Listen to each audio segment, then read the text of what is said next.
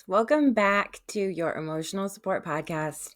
I'm your host, Noelle Rizzio, and this season we're on a mission to help working moms stop the guilt cycle, reclaim their worth, and finally move from juggling to thriving. Over the last few weeks, we've talked about guilt, invisible labor, and letting go of those super mom expectations. But today, we're getting a little more personal because this week's episode is all about that voice in your head. You know the one that sounds like, oh, you're not doing enough, you're falling behind, everyone else has it together but you.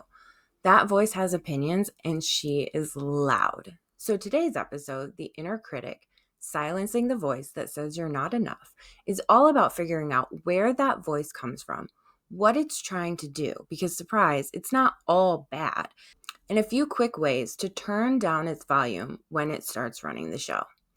So let's start here. What is that inner critic?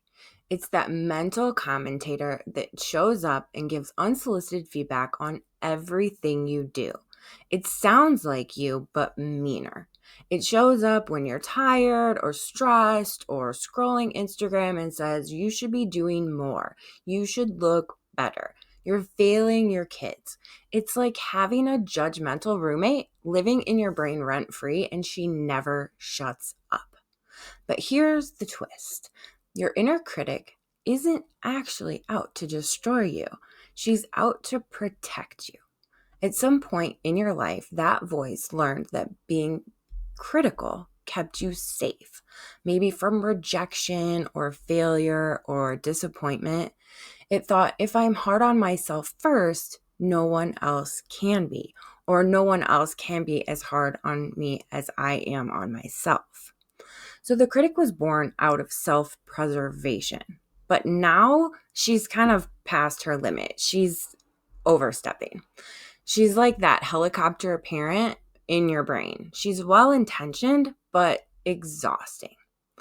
So let's talk about where she learned her lines. For most of us, our inner critic's voice is a mix of messages that we absorbed while we were growing up, from our parents, our teachers, our peers, our culture, media, all these kind of mashed together into one disapproving internal narrator.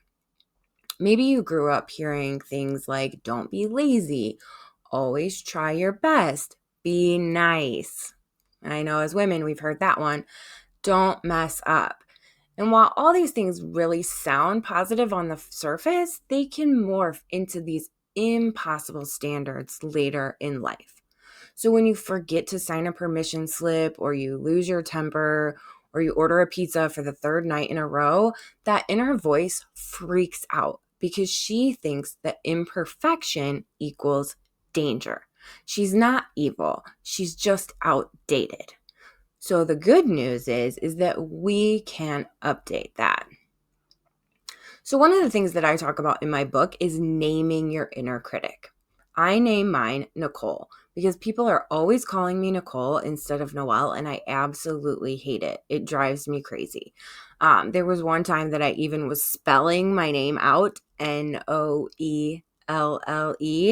and the person writing it down literally wrote Nicole while I was spelling my name out.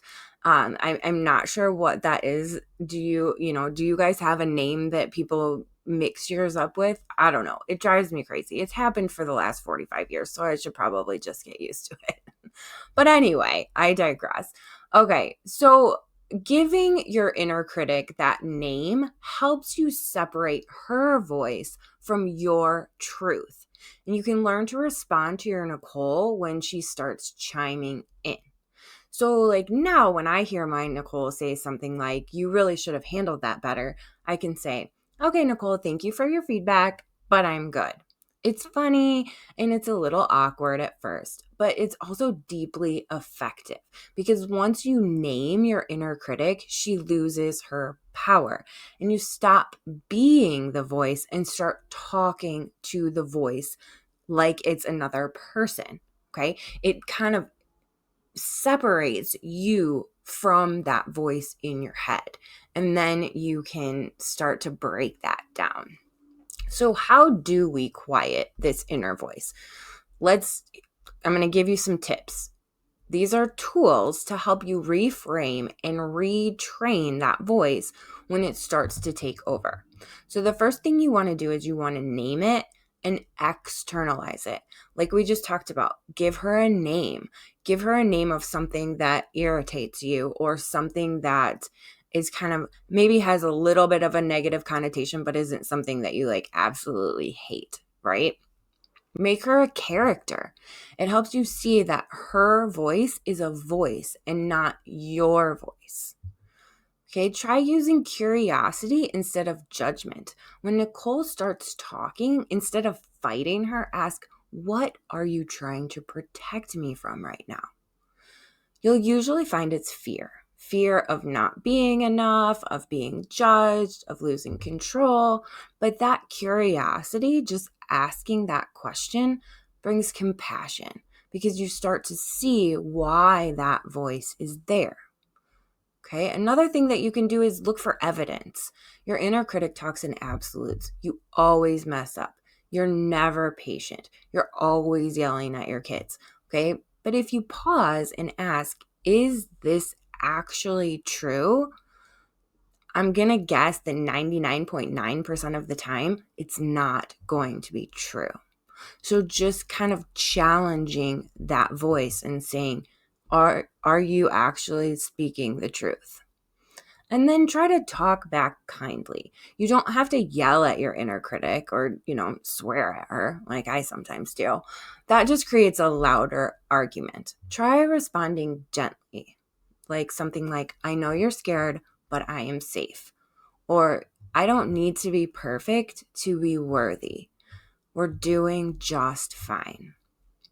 And then reinforce the real you.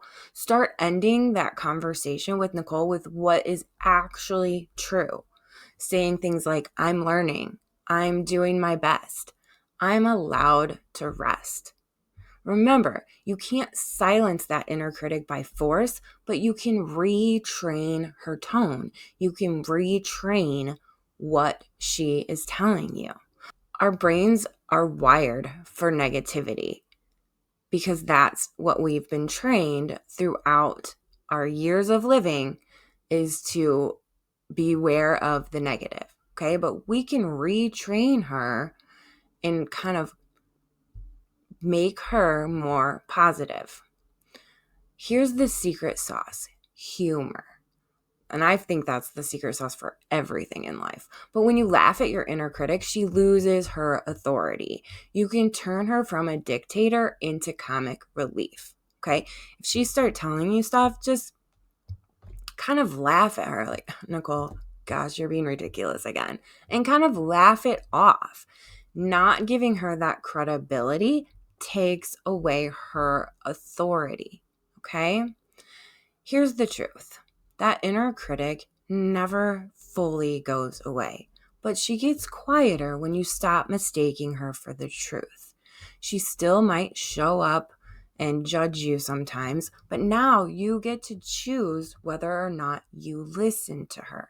You are not the voice that says you're not enough. You're the one who hears that voice and decides otherwise. All right, friends, that's it for today's episode of your Emotional Support Podcast.